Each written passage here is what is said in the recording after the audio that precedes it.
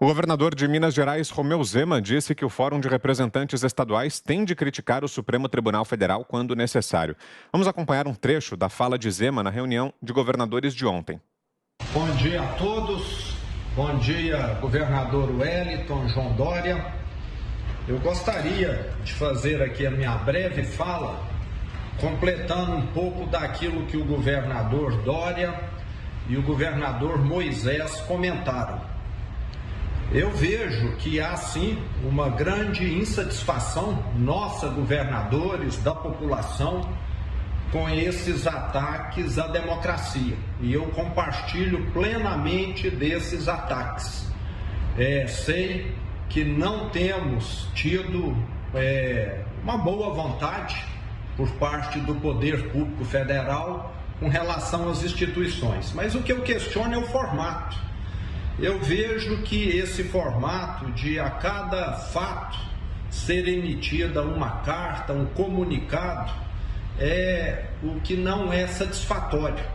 Como foi dito pelo Moisés, talvez o melhor seria uma reunião com os envolvidos, nós estarmos questionando frente a frente e principalmente estarmos levando propostas. Ficar mandando pedra, mais uma vez nós vamos cair nessa vala aí da polarização, de que estamos só seguindo caminhos opostos e cada vez mais distantes. E se o presidente tem defeitos, eu quero lembrar aqui, nós também deveríamos apontar defeitos do Supremo. Nós sabemos que alguns meses atrás o Supremo liberou um bandido de altíssima periculosidade. O Fórum de Governadores se manifestou a respeito? Não vi. Deveríamos também nos manifestar a respeito do Congresso. Eu julgo um absurdo no momento como esse o Congresso liberar uma verba de quase 7 bilhões para fundo eleitoral, no momento em que a maioria da população passa fome. Não vi ninguém propondo isso. Então, vamos abranger a pauta também. Parece que o Fórum de Governadores ficou muito focado no Executivo.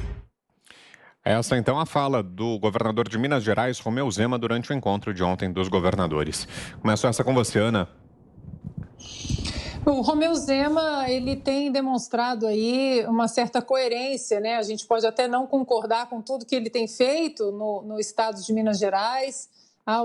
Eu tenho algumas discordâncias, principalmente como mineira, mas eu acho que ele vem tentando acertar, e isso é muito importante. O governo federal, tanto quanto os governos estaduais, eles precisam de críticas, eles precisam de oposição. Qualquer democracia saudável que tenha aí as suas engrenagens rodando aí de uma maneira bacana, né, bem saudável, em direção a um real progresso, essas engrenagens precisam disso.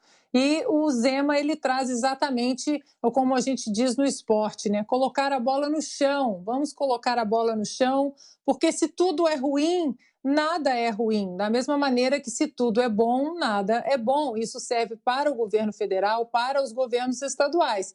O que acontece, infelizmente, que no cenário político que vivemos hoje, que o próprio governador Zema trouxe aí, um cenário extremamente polarizado, às vezes um lado não escuta o outro, e isso não é nada saudável.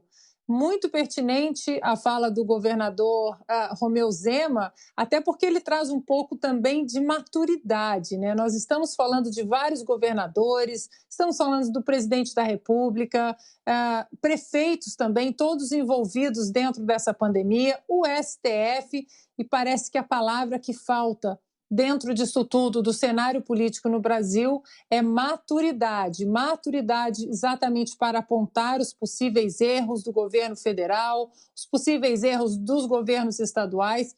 E hoje existe só apenas uma oposição histérica, nada propositiva, imatura, agentes políticos, né, agentes de outros braços, como o do judiciário e do legislativo, entrando na esfera do executivo de maneira vil, de maneira política, exatamente para derrubar um oponente político, mais uma vez, de maneira nada propositiva. Muito pertinente essa fala do governador Zema, com calma, com elegância, e deixa aí uma boa semente para os outros governadores repensarem nessa batida forte que eles estão em relação a derrubar um governo federal democraticamente eleito a qualquer custo.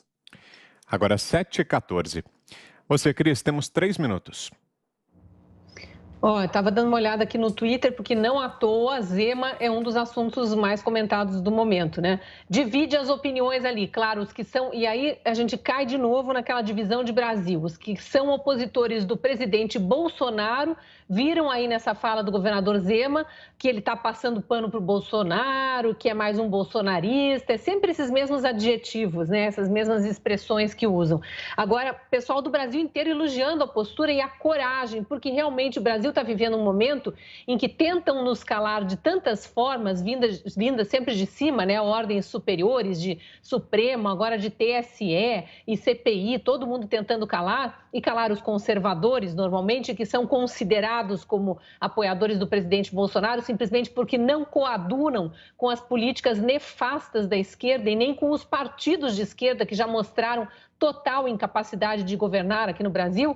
E aí chamam o governador Zema os que estão elogiando essa fala, chamam de corajoso, porque realmente é preciso coragem no momento para lembrar que o STF tem feito muitas coisas erradas, que o STF, que deveria ser o guardião da Constituição, anda praticando atos que são inconstitucionais. Então, realmente é uma coragem, nesse momento, ele alertar os outros governadores que devemos sim criticar o Executivo quando o presidente ou os ministros erram, assim como devemos criticar o Judiciário quando juízes de cortes superiores erram e têm errado muito.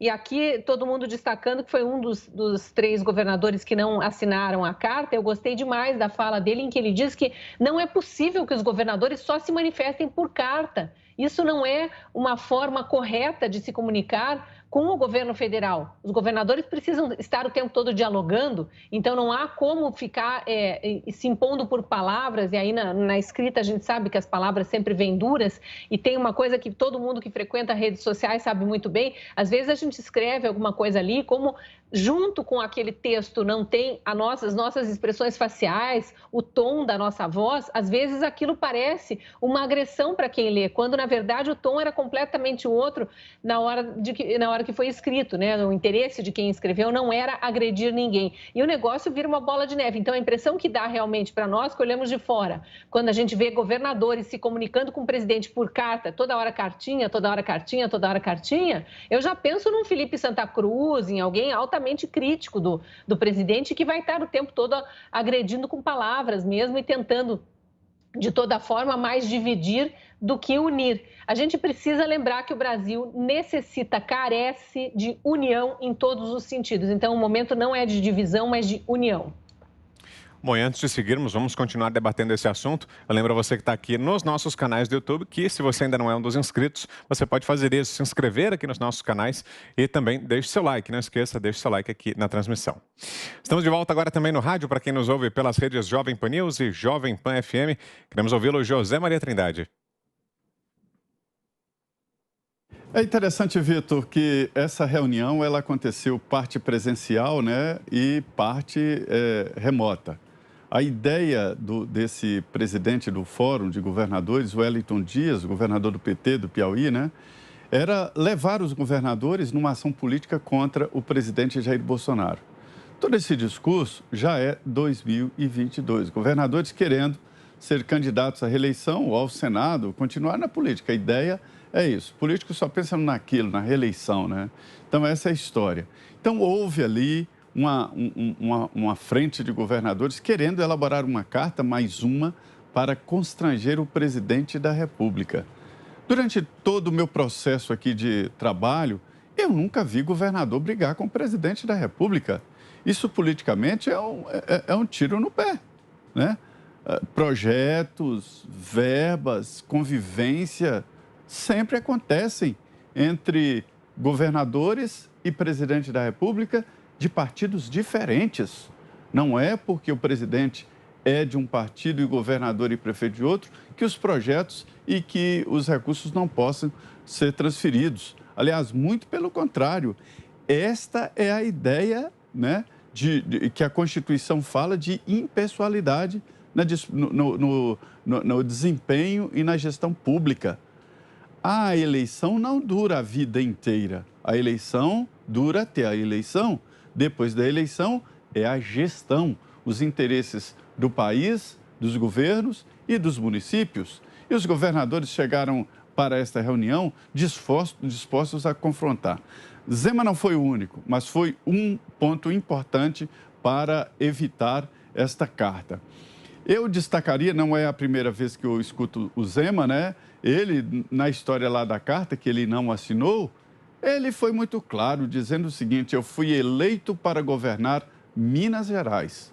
Os nossos problemas estão aqui, entre os mineiros e Minas Gerais, e não eleito para agredir ou constranger o presidente da República. Essa é a linha. O Zema não é político, era um empresário que, de repente, nunca tinha sido mexido com política, se candidatou e a política em Minas estava tão podre, depois do Pimentel e do PSDB, que os mineiros elegeram o Zema. Vamos testar aqui uma pessoa que nunca lidou com política. Está dando certo, ele reduziu os gastos de Minas Gerais, cortou aviões, pegou os helicópteros e mandou para o bombeiro para apagar incêndio, não foi morar no palácio, enfim, uma gestão assim. Não é a defesa do governo Zema, eu não moro em Minas Gerais e Minas Gerais é que decide, mas é uma ideia de como é feita a federação no Brasil. Os governadores são eleitos, o presidente é eleito, todos para resolver os problemas e não para criar problemas novos.